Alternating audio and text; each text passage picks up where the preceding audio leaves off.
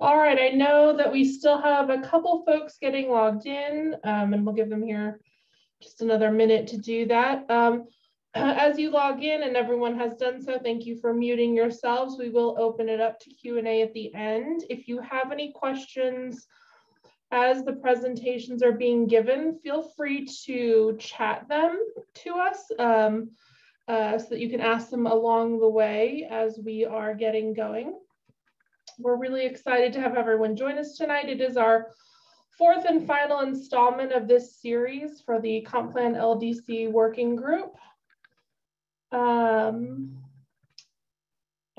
with that, I'm going to go ahead and give controls over, and you should have those now.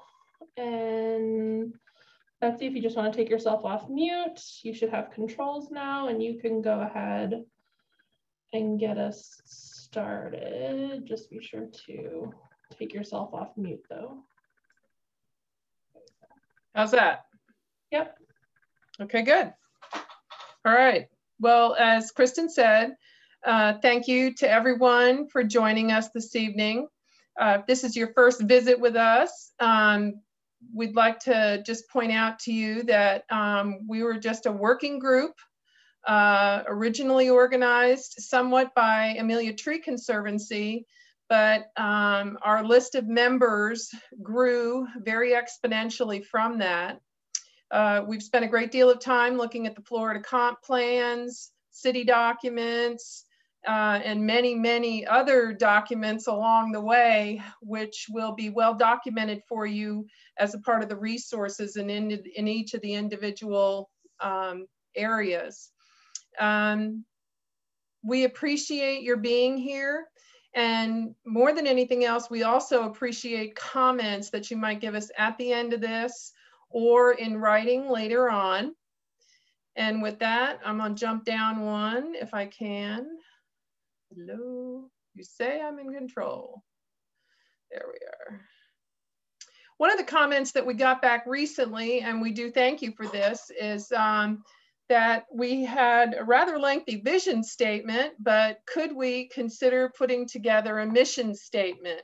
The group got together and we are debuting our mission statement for you this evening. With everything in the working group, we're still working on it. And if you have any suggestions that you would like to make, we certainly would like to have that feedback from you as well. So far, our mission statement says, the city of Fernandina Beach will utilize innovative strategic leadership to meet the environmental, social, and economic needs of the present while building sustainability and resilience for its future. And we really do feel like that captures what we've been working towards to this point. Without any further ado, my goal area was what was goal 3 in the 2030 plan, which we have reordered as goal 5, which is about housing.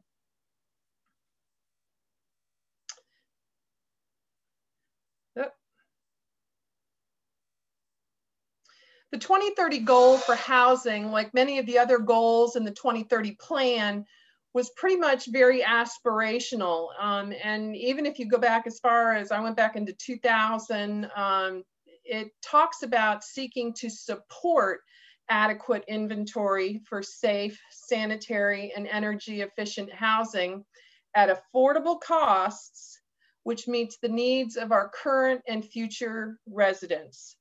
One of the things that we would like to see overall in the comp plan going forward is that we would move from aspirational to action-oriented.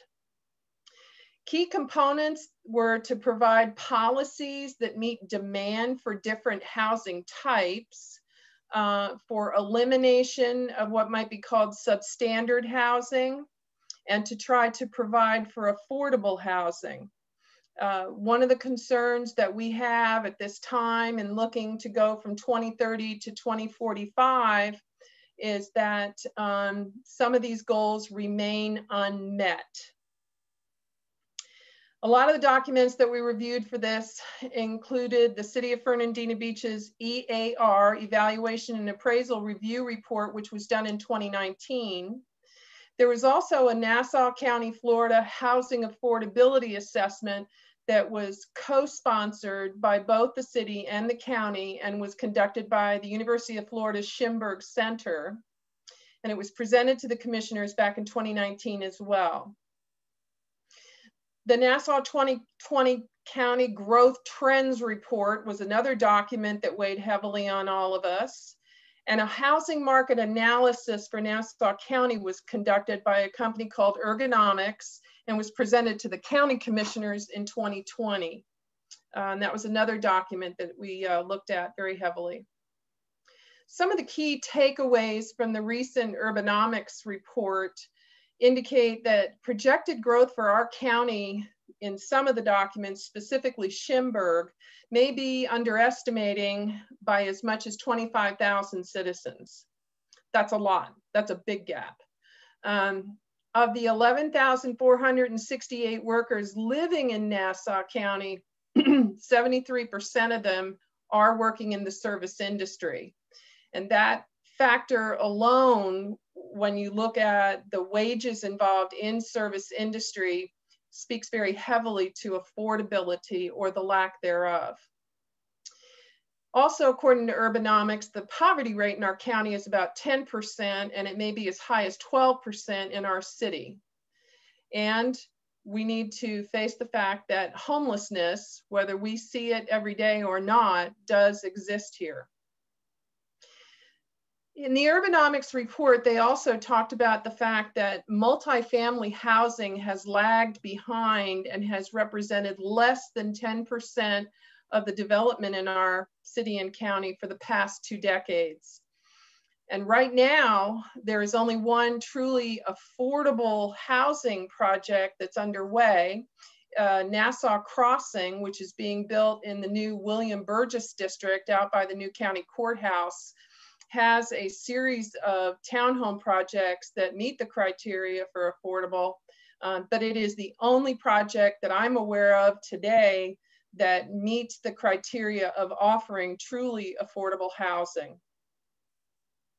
Citizen input from the 2019 year revealed that folks in our city remain very strongly in favor of the maintenance and protection of affordable housing.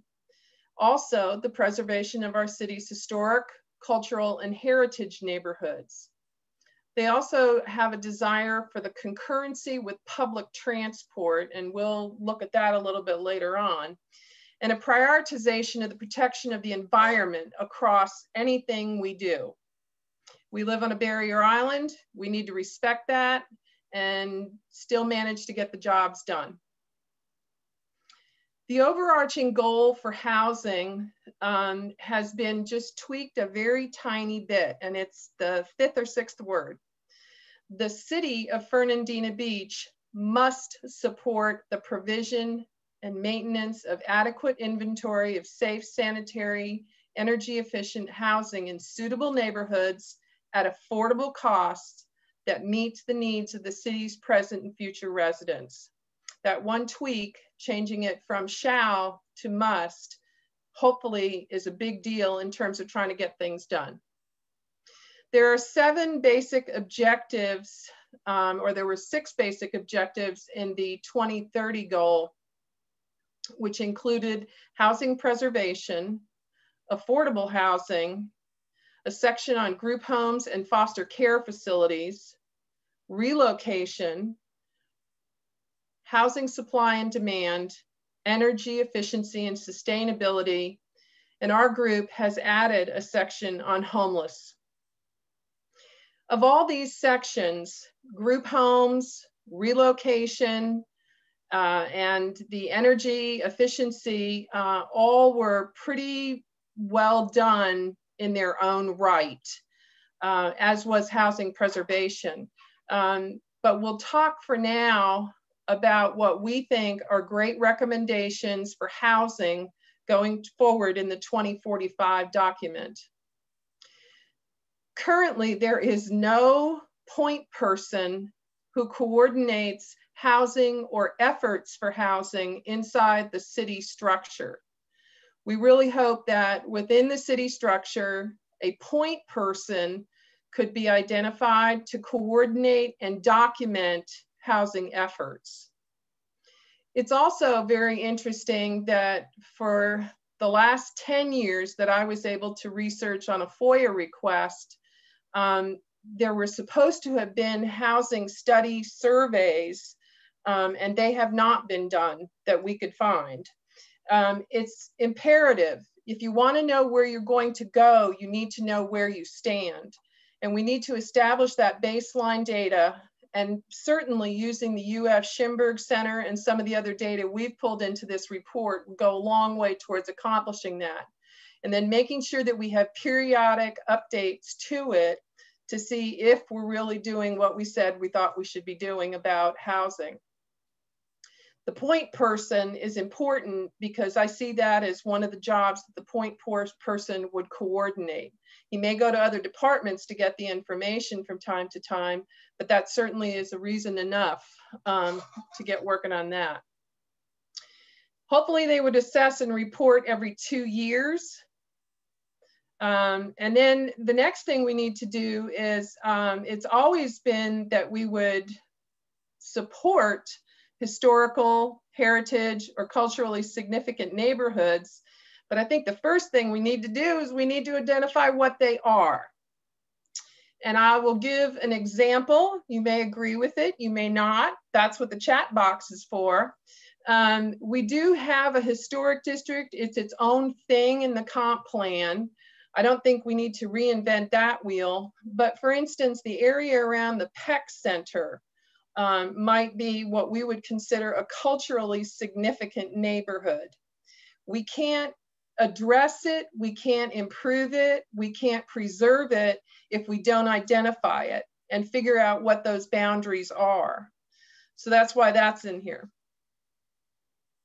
And the goal would be right underneath that to maintain the existing housing stock in these neighborhoods. And we would do that hopefully by exploring grants and other funding sources. And I'll talk about that at the very end here. One of the things that we all tried to do was we all tried to look at our sections related to documents from other cities or other geographic areas that might be somewhat similar to ours. And I became very enamored of the Sanibel plan. There's a lot of reasons why Sanibel doesn't match Fernandina and why it doesn't match Amelia Island, not the least of which is it's on the other coast. But it does have a lot of other similar characteristics. One of the issues that they were having over there was workforce housing, which is a little different than affordable. By workforce, we mean our EMTs, our police, our fire, teachers. And so they created a program called the Below Market Rate Housing Program to try to ensure that they were able to establish workforce housing within their area. I think that it's something to be looked at. And again, if we would have that point person and we would identify how many people we need to serve in that category, we could go forward and see if a below market rate housing program is something that would be good for the city of Fernandina Beach to try to institute or adopt. The city should adopt incentives for development of affordable housing. There's a lot of ways to get this done, but one of the best ways is to incentivize those who would develop property here in the city limits. And I'll start with my personal favorite, inclusionary zoning, which is essentially if you're building a project, X% of it would have to be affordable. So let's say you were building 10 townhomes and you had a 10% rate. One of those townhomes would have to be made affordable. And it's a great way to achieve affordable housing in a community throughout without having these clusters where all the affordable housing is in one place. Expedited permitting, how many contractors wouldn't love that? lot size adjustments, which is a little bit of what I think was being done in order to get the 6 on Elm habitat houses going at Elm and 13th. Density bonuses are also good, as long as we don't upset the apple cart environmentally. And then reductions or waivers for impact fees. That's always very appealing to developers and contractors as well. We wouldn't want to do it for water and sewer. And to the best of my knowledge, there's no way to do it for the school board fees, but there are other fees for permit application, TRC review, and these other things that maybe could be waived in order to get someone to consider building affordable housing in our community. And then finally, mixed use bonuses and green building certifications. A lot of people who are aware of climate change, sensitive to the needs of the area, are actually looking for green building, but it should be done by those who are truly certified. There are a few other recommendations that we would like to make about housing. And the first one is another gap. The city of Fernandina Beach actually has a housing authority. It's charged with advising the commissioners on fair housing and the development and preservation of low-income housing in our city. Again, this is another reason we recommend a point person or the addition of city staff. This has never taken place. 10-year FOIA request, can't find any notes where there's any communication between the city and the housing authority. And they would be very helpful also in letting us document what is and what needs to be. So that's one of the first things. Another thing that could be done would be to have one of the commissioners assigned to visit the housing authority for their meetings, just as they do for Parks and Rec, the PAB, so that they're at least observers of what's going on and what information is being exchanged. Next thing we wanted to talk about was homelessness. Homelessness exists in every city in the USA, and that includes Fernandina Beach.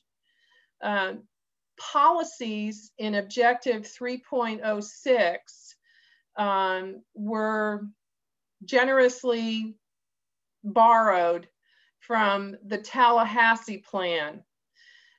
They have a rather elaborate construct for homelessness over there, but it makes sense because it's a much larger demographic area in terms of size and scope. But their policies could be a jumping off point. And the first thing that we could do is begin by having a dialogue between the point person that we're suggesting, the commissioners, and both intergovernmental, county, state, federal organizations, as well as the charitable organizations, some of whom who are already trying to address some of the homeless issues. But to start to look at that in earnest and begin to craft a plan. I know that in general, there are a few little things that acknowledge homelessness, one of which is emergency evacuation plans. But I think that we need to be realistic about this, particularly as our city continues to grow in population, so too grows the homeless population to some greater or lesser extent. Finally, for all our efforts in housing, one of the overarching concerns for us was sustainability and resilience. And we would like to see that whatever we do, we need to fiercely enforce the existing environmental protections for the city, as well as be looking at those new strategies that we would use to protect our city from sea level rise, climate change, and any other sorts of environmental degradation. So that takes care of the document. And now, for a quick commercial before I turn it over to someone else. I believe housing is essential. Florida has something called the Sadowski Trust. For every house that is bought and sold in the state of Florida, there is a 0.007% tax known as a deed stamp that is assessed on that transaction. Everybody pays it. The money that is collected from your deed stamps when you transact property in the state of Florida is given very generously over to the Sadowski Fund, which was created in 1991 to help establish and finance state and local affordable housing initiatives. The Sadowski Fund has been very well put to work here in Nassau County in the past by Carol Gilchrist and the nice folks over at our SHIP program. It can only be used for affordable housing by HUD definition, and it has to go to existing housing stock. It can be used for first-time home ownership down payments and closing costs, as well as rehabilitation and retrofit of a house someone would use. Just about every year since I moved here 9 years ago, when it comes to the state budget, for some reason, they sweep the funds, and we don't always get all the money from Sadowski that is coming to the state and municipalities, or from the state to the municipalities as it should. And this is my concern. There are 2 bills currently working through the Florida State Legislature, and if you all have time to write to your representatives, that would be great. HB 5401 and SB 2512 will cut Sadowski funds by 2/3 just for this year. And there is another carve out in there that would make these cuts permanent.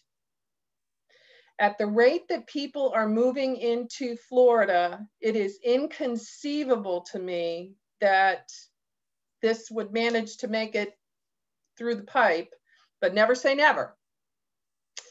The transferred money would go to a very worthy cause. It would go to a wastewater grant program and the Resilient Florida grant program to try to address some of the climate change and other issues. It is not that I don't want money for those programs or that we shouldn't want money for those programs. The problem is the money that is now being advanced by the federal government cannot be used to be put back into Sadowski if we take the money out of Sadowski. There's a housing affordability crisis in Florida. I've lived in 5 different states. This is the best housing program I've seen in the nation so far. We do not have a state budget deficit.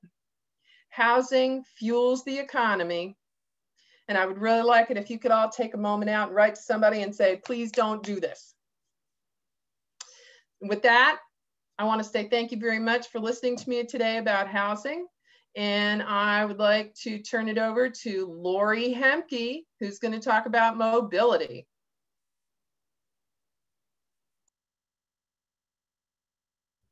Lori, I need you to unmute yourself. Yeah, I was just talking away. Yes. Thanking everybody for being here. I'm really thanking for Betsy for getting us started.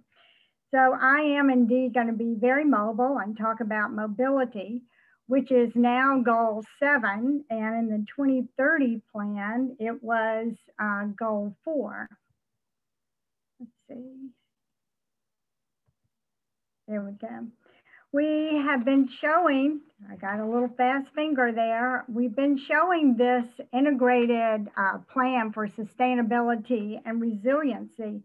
And it really has served as a graphic organizer, as our visual when we've been thinking about the different goals. I thought I'd take just a minute to talk about, when we look at that model, what are some of our guiding questions when we're looking at an integrated approach? When you think about the economy, we're thinking about supporting vitality while developing a very cost-efficient infrastructure. We have to think about costs that can be within a community's ability and willingness to pay for success. With the social aspect, it's an element that we often overlook. And social means that we're meeting the social needs, particularly when you think about mobility. It ensures that all of our residents and seasonal visitors have accessibility in a safe and secure manner. The other piece about the mobility is, notice I didn't say cars, I didn't say bicycles, I said mobility. And that's because it's being respectful of all modes of transportation. For example, we might view ourselves, and we probably are on Amelia Island and Fernandina Beach, as a car-centered society, but we need to respect our senior citizens and our disabled citizens who also need access, and also our environment. So making mobility decisions with the environment in mind is not a factor that is going against the economy. Rather, it's taking a look at the environment as an enhancement. So while we reduce emissions and pollutions, we're also taking care of the barrier island. So what does sustainability in transportation look like? And this takes us just a little bit deeper. A sustainable transportation center is, as I said earlier, one that allows for the basic needs of individuals and societies to be met in a safe manner. It's affordable and operates efficiently and supports the vibrant economy. And again, it really limits the emissions and waste within our planet. And it looks at what can we absorb in terms of taking care of our barrier island. So what does this look like in terms of Fernandina Beach? Well, let me define some of our settings, which is one of the first things that we did in writing this particular goal, was to spend a lot of time just defining what the island looks like in terms of mobility. So first of all, we're a barrier island with very finite boundaries. We've nearly reached physical limits, leaving really only redevelopment and infill possibilities. There's no opportunities to expand the roads due to our historic nature and physical limitations. One of our celebrations is our compact street patterns that you see when you get into what I call downtown Fernandina. We also acknowledge that we have roads that connect to the resorts to the south and the county residences and businesses to the south. We also have a major road that connects us to the interstate system moving to the north. Another piece that's really significant when you think about our setting is our roads are governed by the city, the county, and state. And I'll let that sit with you a while, and Margaret's going to talk a little bit more about those boundaries in her part. We also know that when we're writing this particular goal for Fernandina Beach, that we also need to acknowledge our airport, our port. We have 2 plants. We have a railroad system. We have waterways, and of course, our job-based commerce settings. Betsy and others have talked about background data and analysis. And with mobility, we saw similar in that in the 2030 plan, it was difficult to come up with exact numbers or figures or data about Fernandina Beach. So we approached this task by really looking at some of the other jurisdictions, but most importantly, looking at the Nassau County data. We looked at the North Florida Transportation Organization, which this statement that I have in front of you is very outstanding, and one that I really wanted you to take a look at, that identifies the area of transportation needs in the area of Amelia Island, Fernandina Beach, and Yulee, which I'm sure I haven't said anything new to you about that. When this same organization has done studies that are on the website, on their website at times, I say things like our mobility data is also a moving target, that it might be there today, it might be gone tomorrow. So it's take a look at it very carefully when you have access to it. One of the noteworthy pieces in looking at us as a region is that the North Florida region has been recognized for its work with social justice. However, Fernandina Beach, Nassau County, and looking at our other counties in our region, was ranked last in terms of our services to our disabled, disadvantaged, and senior citizens. And this was also a focus for their feedback in terms of what can we do. We know that we have some public systems, and what are we doing for branding, making sure that people know that this is a viable solution. We also have seen very recently that we know the pandemic has had a big impact on all of our communities. And so we're just looking at what the pandemic is doing in terms of mobility. So some policies or objectives that have been recommended by a lot of people in terms of such things as ride sharing may not be something that the public will be willing to do at this point. We also know that hurricane evacuations continues to be a question, and one of the issues that we address by trying to come up with the same plan in 3 different of the elements. You can learn a lot about our mobility by looking at the port data, by also going to both of the plants, and they have done a job of providing data that we can take a look at. We also know that we have some data to celebrate. The bike and pedestrian trails. A1A is now a national scenic byway and a state level scenic highway. We have a water taxi that should be open, I think, fairly soon to St. Mary's and back. We also know that the city has done a job of involving the public in such topics as beach parking, the marina, and the airport. And we also know when looking at the 2030 plan that there were many policies that really address resiliency and sustainability. But again, we needed to see or hope to see in our rewrite goals that are what we call SMART goals, some action driven. Some challenges that I want to just re-emphasize again is just our out of date and lack of data. One big challenge that we had, which I talked about earlier, is our intergovernmental and agency cooperation and coordination. Managing the traffic between the island and other parts of the county. That we may not have specific data about this. We know just from daily conversations, if you want to read Facebook on a Monday morning, you're going to know what some of the issues are. We want to make sure that our seasonal visitors have circulation to the beaches and events. We also know that our roads are constrained, that we need multimodal transportation routes. We also have spent a lot of time discussing connecting our mobility to our low-paying jobs for our workers and connecting services such as medical and food to underserved neighborhoods. What we don't want to see on Fernandina Beach are some of the food deserts that we know are happening in some regions around us.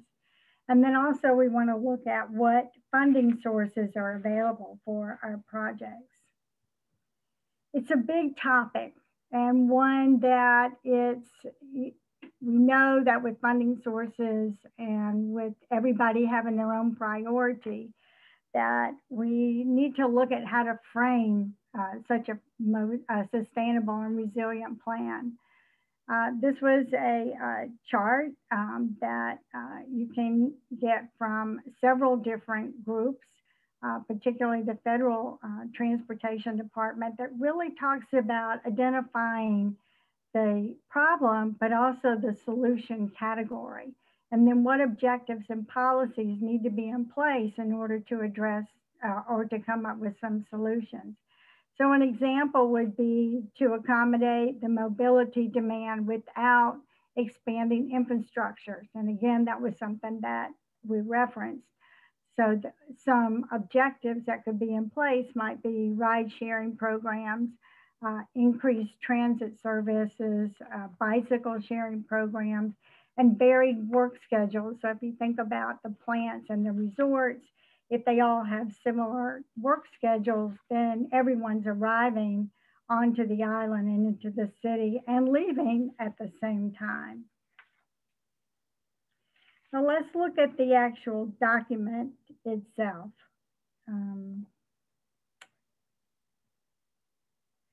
This is the overarching goal for mobility. We've made some changes to the goal from 2030.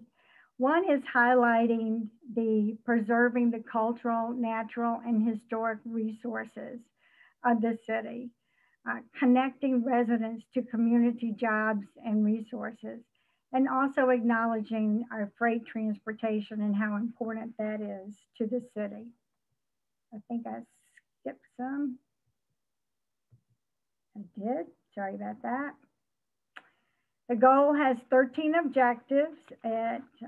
We have renumbered some, reprioritized, and combined some. So for example, parking on an island is big in terms of looking at the materials, but also planning for parking when you have events. There were 3 different objectives we've combined and looked at beach access as well as the parking. We also know when talking about beach parking, for example, that our renourishment program is a big guiding force in terms of the decisions that we've made. So we've made the recommendation that that information be part of the plan. Some key highlights, again, safety. When you think of transportation, the first word that probably jumps to your head is safety. We've talked a lot about the traffic circulation. I also think that we spent a lot of time thinking about Fernandina Beach and the importance of us taking a leadership role in the region of promoting innovative and forward-thinking techniques to resolve some of our issues. We also talked a lot about addressing the climate change and also promoting our own leadership in dealing with the intergovernment and interagencies and businesses commitment. Let me talk a little bit about, I think I skipped a page one more time. Sorry, these are some of the highlights of the goal, as I said. Some of the funding sources, that is one of the areas that, again, was in the 2030 area, is that when you think about making recommendations, you have to stop and think about what are the funding sources. New traffic techniques. Big statement for us is never lose sight of our barrier island with its character and its history. Back to talking a little bit about the Intelligent Transportation System, or ITS. We can set up systems that monitor what's going on currently, that prioritize what is going on in terms of our road traffic, utilizing real-time data to enhance monitoring and notification systems. We know other jurisdictions that are using such techniques, and that would be examples of letting our freight industry know if there's any traffic jams that would delay their coming onto the county, but also our visitors. So if we can notify them, for example, that all the parking spaces are filled up, then it may be they as individuals make decisions to use other waterways in the county.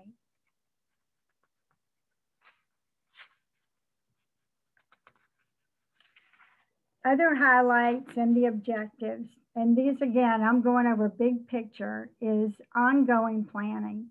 So though the 2030 talked about a 5-year plan and a 20-year plan, with transportation and our rate of growth, we would foresee that our ongoing need is to see what's going on a more regular basis. Education. Education is not only with staff, but it's also with the public. It's with hurricanes, it's with what roads are available, the way to do beach parking, and safety. Also, we've added language about our marina and our waterways. We also recognize that the staff, so many of our staff members work here, but also might live off the island.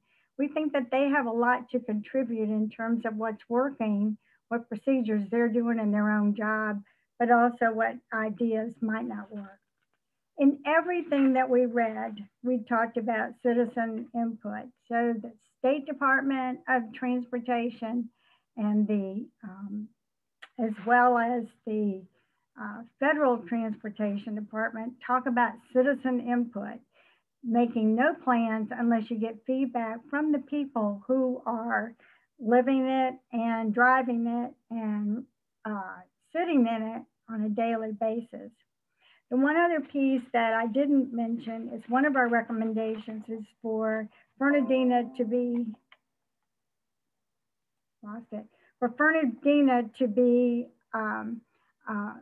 position themselves on the North Florida Transportation Organization. We see this as really vital, that there are other entities that are making decisions that impact our mobility needs.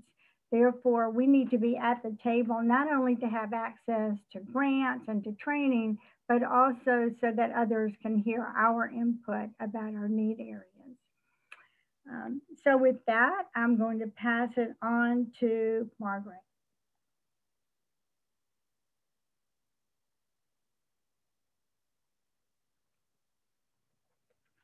Thanks, Lori. So for the last part, I'm going to talk about future land use. This is our goal 12. In the current comp plan, it's goal 1. You might wonder why we, why we changed it from goal 1 to goal 12. And that's because we think that all of the goals describe our current realities and the values of our population. And those are things that should actually drive land use rather than the opposite. This is the current land use map from 2011. Most of the changes since then have been through annexations, land conservation, and a project that the planning department has been doing to resolve discrepancies between the future land use map and the zoning map. And I'm just gonna whiz through this. So you'll notice Crane Island in the current map has been annexed. Dunes of Amelia and some other developments have resulted in annexations into the city.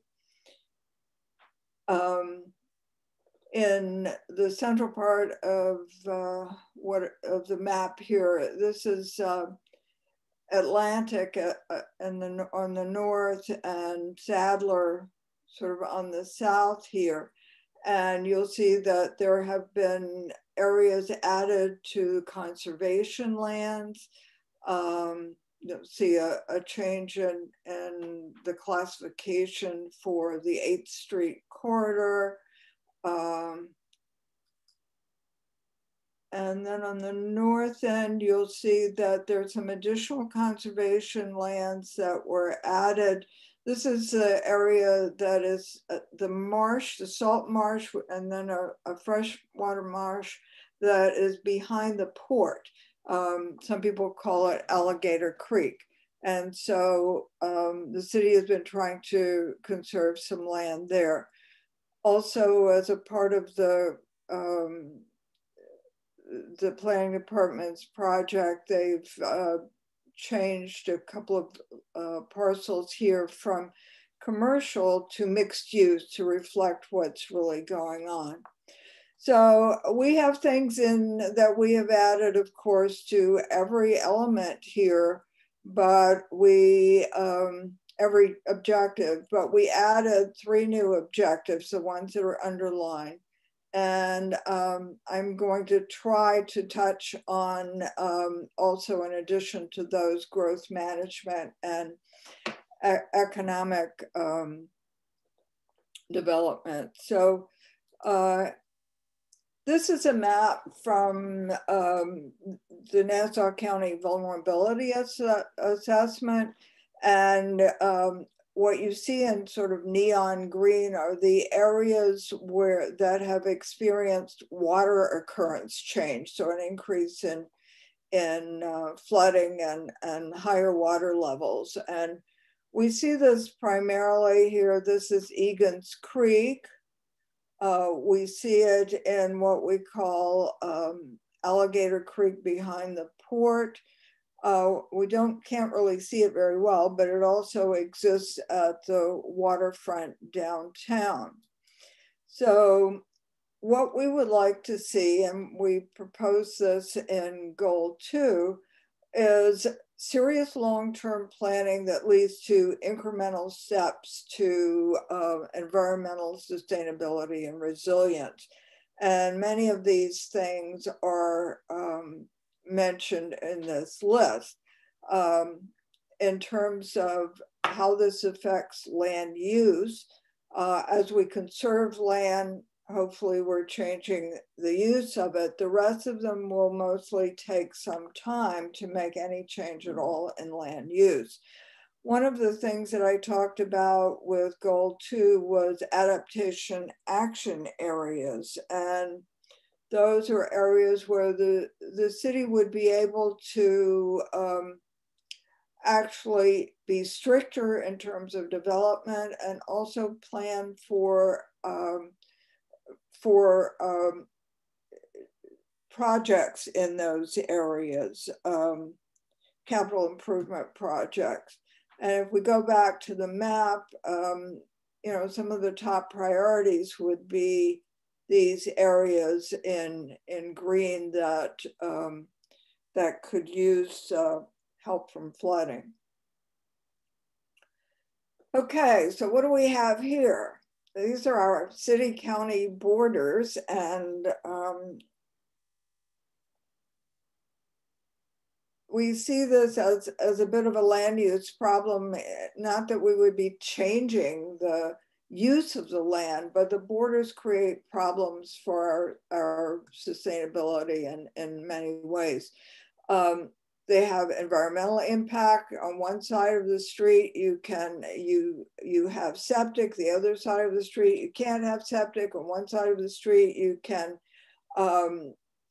have pretty much freedom in removing your trees, and the other side not. So this causes a great deal of confusion for the community in understanding the regulations that they live under. It also creates a situation where decisions are made by one jurisdiction or the other that impact people in the other jurisdiction. So the city may decide to make a change without informing or engaging people from the county or vice versa.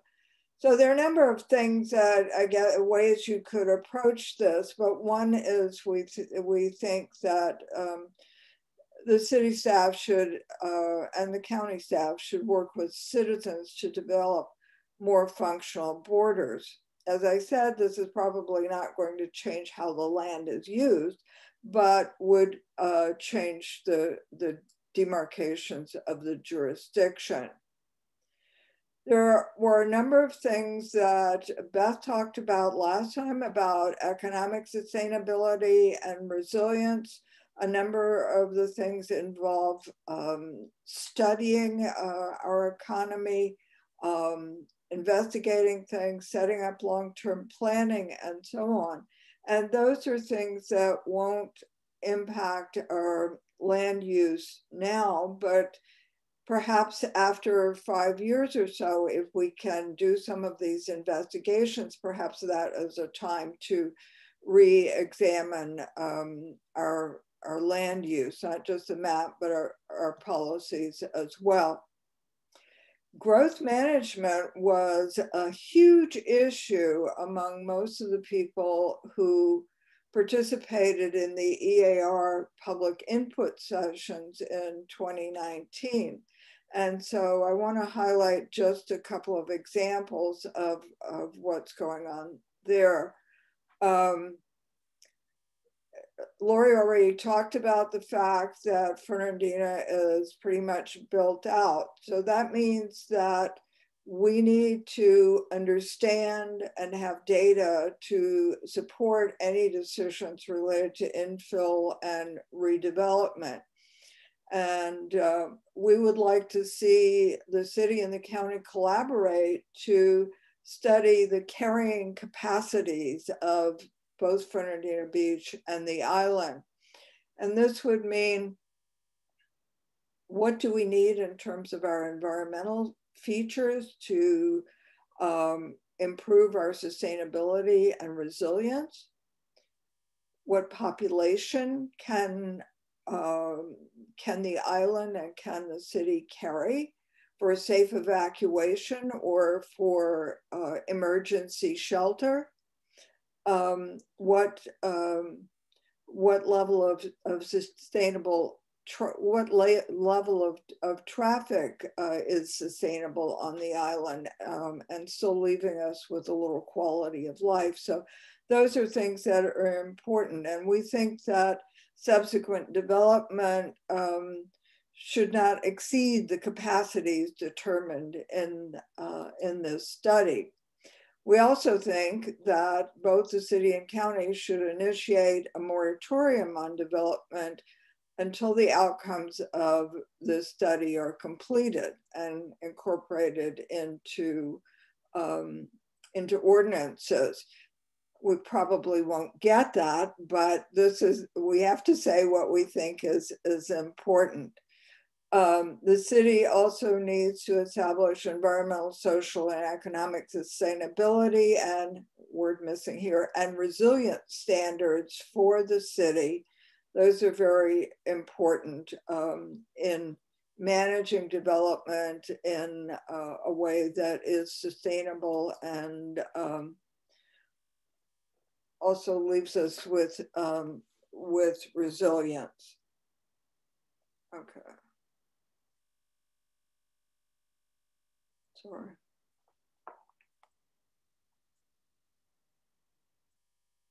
Okay, there were 3 mandates, legislative mandates that came down from the state, and the city has responded to these already at the end of last year with some help from the North Florida Regional Council. And one of them relates to our notions here in that it is about seasonal populations. And it's to allow for operation of the real estate markets to provide adequate choices for permanent and seasonal residents and businesses. And the input from the EAR meeting helped us to get that are compatible with community vision in there. But a part of this would be studying the real estate market on both on the county part of the island and in the city, and studying all aspects of this. We have some of this data from the Tourist Development Council, but there is a lot that we don't have. And we feel that no new hotel or motel construction should be permitted until this analysis and the study on island capacities are completed. We're trying to up the ante a little bit with approval for new hotel and motel construction by requiring a supermajority of the city commissioners, and also that all of these decisions need to be dependent on those 2 studies, the real estate market study and the analysis of the island capacities. And the last thing that relates to growth management is that, of course, after the comp plan is outlined, then the regulations need to be written for the land development code that need to cover both commercial and residential development and need to support environmental sustainability and resilience.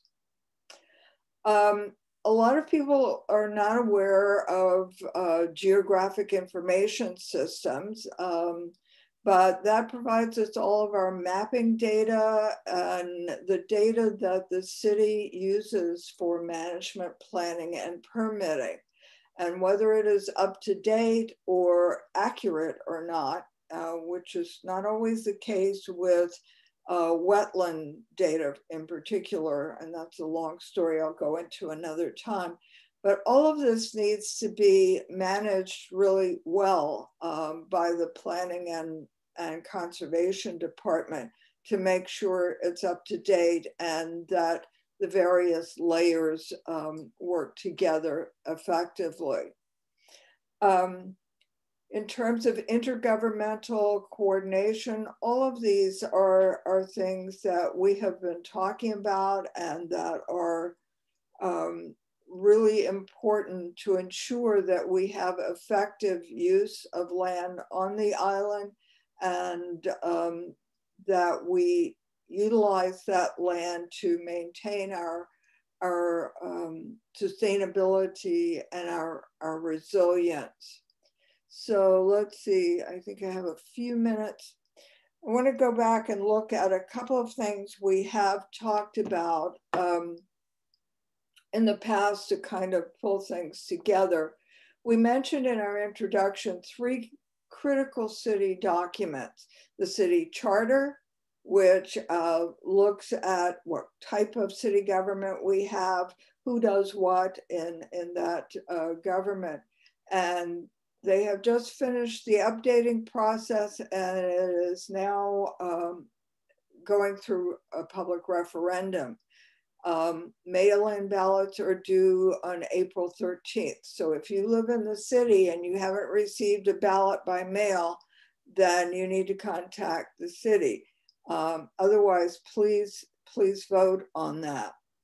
The comprehensive plan, which we've been talking about, that's a very critical document. And then we mentioned the land development code for specifying the details. Lori went through this, which really expresses our worldview on sustainability and resilience. And last time we talked about unifying themes to hold everything together. I talked about leadership last time, but I did not mention the new positions, the CFO that we think is critically important, and a realignment of the position of floodplain manager to floodplain manager and chief resilience officer.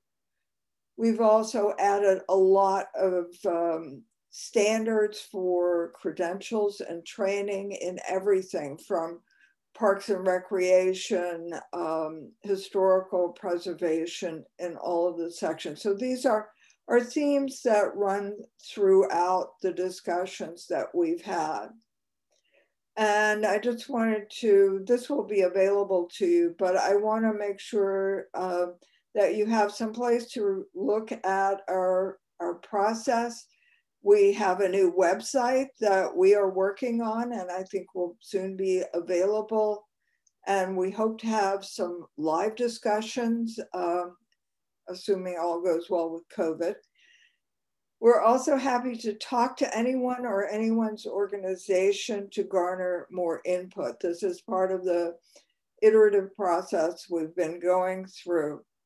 And we look forward to the PAB's specification of their process and continuing to participate in this process. We hope that all of you will join us in that because your participation is really critical to the future of the city and the island.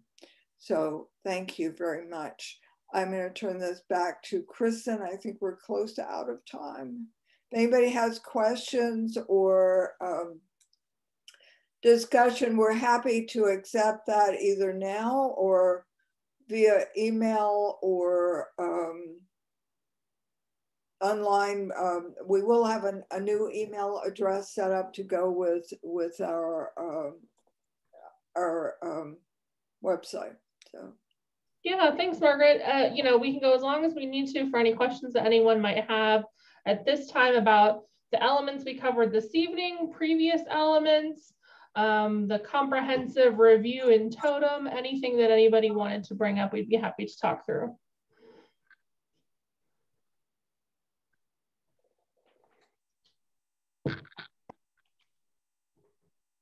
I'm just wondering, I'm not sure how to put this, but you know how when we all know that we have the county and we have the city of Fernandina Beach, and then we have the postal code of Fernandina Beach, and then we always talk about Amelia Island.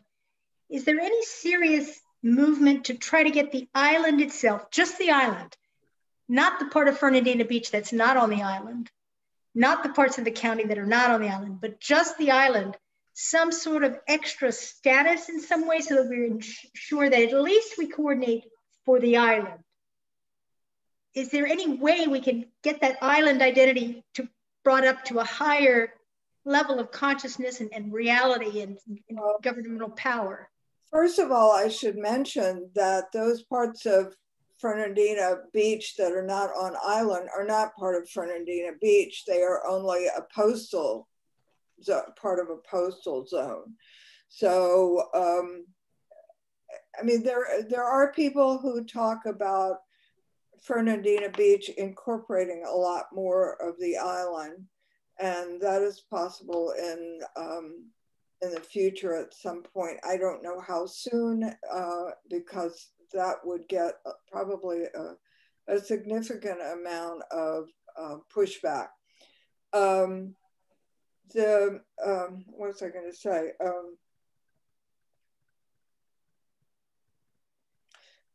There's also, I would say there's a greater effort now. We have a lot of history between the city and the county, but there is a greater effort for the staff and the commissioners to work together on projects. And I think that is one of the most important things that the city and the county can do. And it's why, you know, we have been talking about those areas a lot. I think on both sides, a lot of effort is being invested in that now. And hopefully that will continue to increase. Thanks, Margaret. Wendy, you'd be very welcome to take yourself off mute and ask it. But I see you've just typed in here, you've read that Joe Biden intends to determine where and how affordable housing should be developed in areas that his administration deems in need of such housing. Would this override what is determined in this plan? I have not seen the details of Mr. Biden's plan, so I don't feel like I'm really in a position to answer that at this time. I have no idea what their criteria is. He only announced his plan the other day. So Wendy, I would encourage you, if you get information or you see it first in terms of some sort of documentation about the American Jobs Plan, which is where he has this built in, I would be happy to receive it. I would be happy to try to pick it apart and figure it out with you and for you, but I don't have any details. Carolyn had a question. Is there a place in the plan that addresses the impacts of the pulp plants economically, environmentally, socially, or quality of life to our island?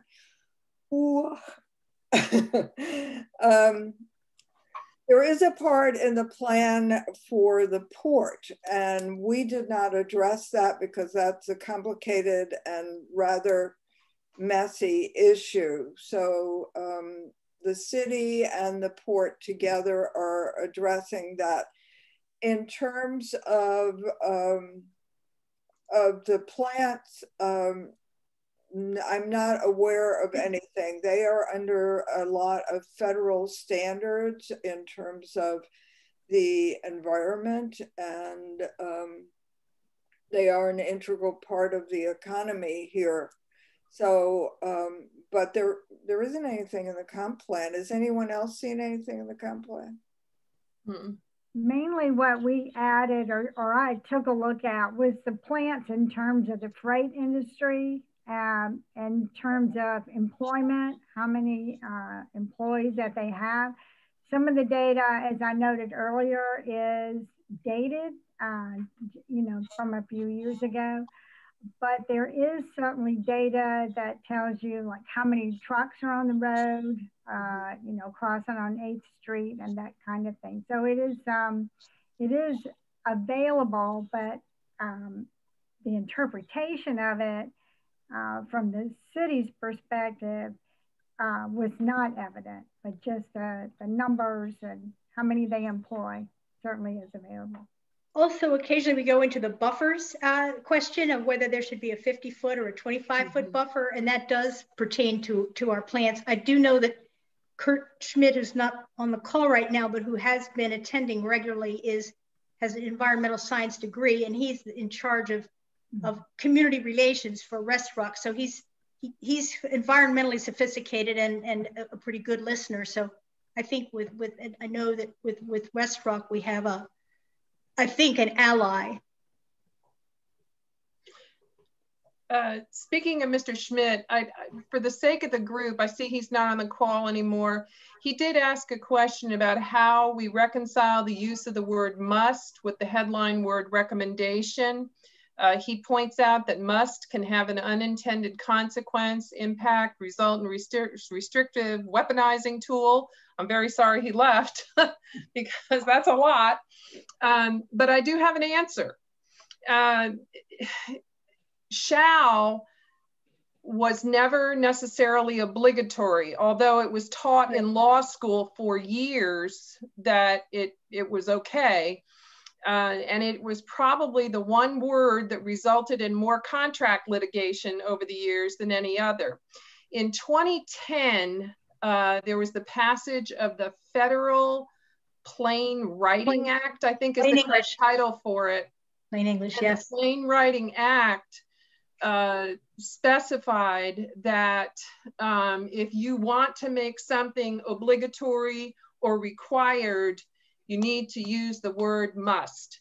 And that was sort of the key for us going forward about how we could help move the very good documents of the past into more actionable documents for the future, was to just make that one word change, and it really changes the oomph behind the writing. So maybe Mr. Schmidt will have a chance to catch up on the question and answer period. I'll try to reach out to him personally and let him know that that's how we got there. Yeah, and also, the city is going from shall to must, and the North Florida Regional Council, I think originally instructed them to do that. So it is something that is a change that is taking place in the state. It is not something that we chose to do. We researched it to follow up on it, but it didn't initiate with us. Yeah, good question.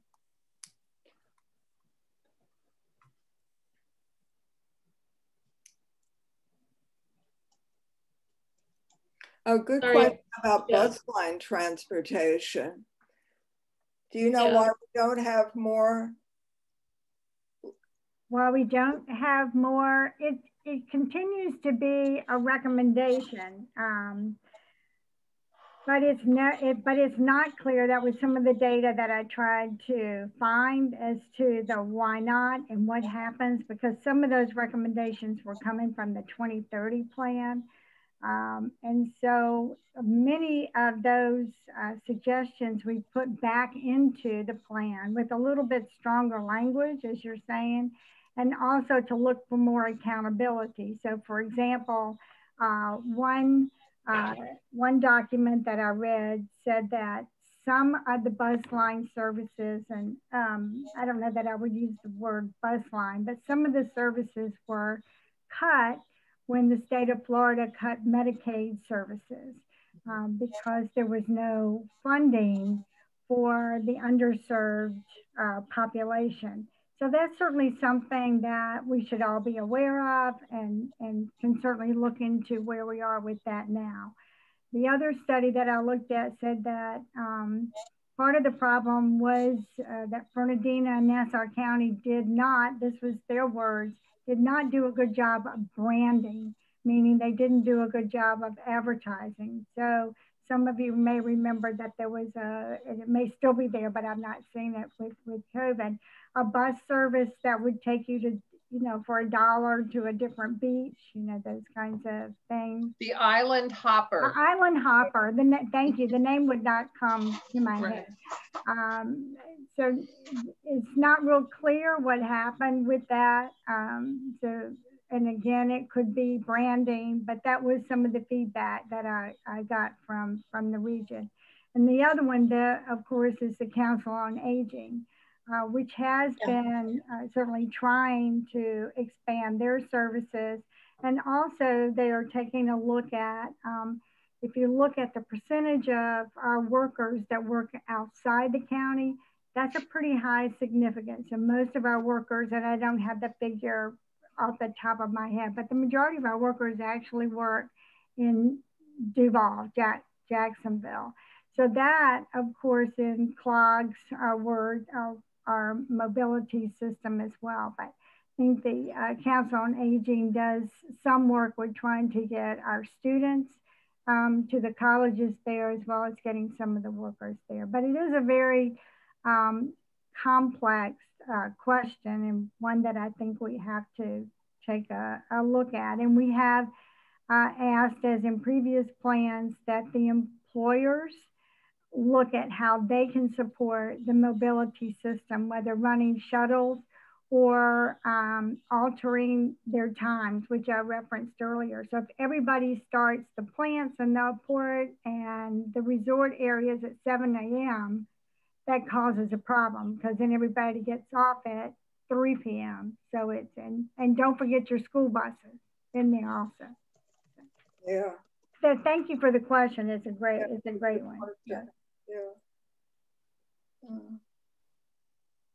But a good point was made about how the streets can be run by the state, the county, or the city, and that complicates things. And I keep picturing there are certain individuals who tend to be, they don't own cars, they own bicycles, and they use the bicycles to do their shopping and to go places. And that's one reason that's socially important to make sure that bicycle traffic is safe. And one of my dreams would be to get Shave Bridge and have a bicycle safe way to go from the island to Yulee. It's the simplest thing in the world, but they can't be done safely. Yeah, thanks, Wendy. That'll be great. We'd love to see your comment on that. Any ideas you have are welcome. Yeah, great. So if we don't have any other questions, and thank you everyone for the follow-up. There's some great points tonight. We covered everything. I would just remind everyone that we'll make this recording available, as it seems to be rendering well this time. We'll make this available as well as we'll send out a follow-up email with the documents that we discussed this evening, as well as a follow-up survey to get your feedback on. And then as having been a participant in our webinar series, we'll make sure that you're the first to know when we are able to launch our new website, which will be a repository for all this information at a single point of entry, including an email to get to us right away. We look forward to hopefully having additional discussions in person when it is fair and safe to do so. Thank you everyone who attended, all or some or any with us. And everybody have a great evening. Thank you so much, and we'll see you around town. Thank you. Thank you. Thank you, Kristen.